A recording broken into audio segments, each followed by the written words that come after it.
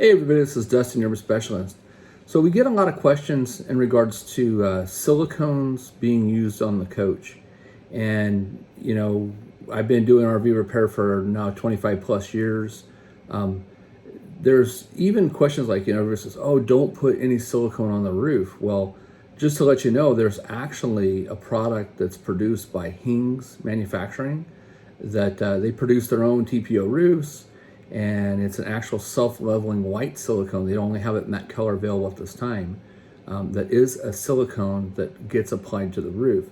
It's similar to the self-leveling silicone that is applied on like a fiberglass roof or an aluminum roof or a horse trailer. There's very little maintenance at all. I mean, I think the product's something like 25 to 50 year guarantee that it won't fail. So if you're thinking about, using silicone on your roof, that's a product that I'll see if they have a link for it. And if they do, I'll list it. But it's something that you can probably pick up at any RV repair shop or RV dealership. And again, it's called Hings, and it's a self-leveling cylinder. So hopefully this helps, and stay tuned for more. I'll try to get you some more information. Thanks so much for watching.